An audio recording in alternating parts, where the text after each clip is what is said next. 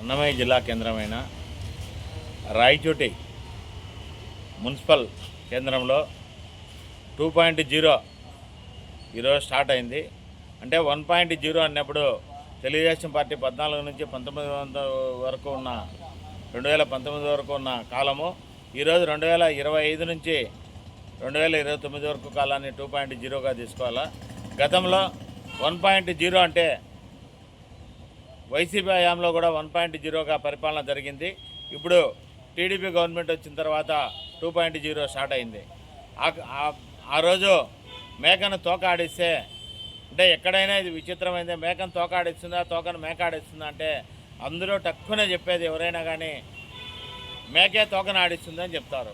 కానీ ఇక్కడ రాయచోటి మున్సిపాలిటీలో తోక మేకను ఆడిస్తుంది.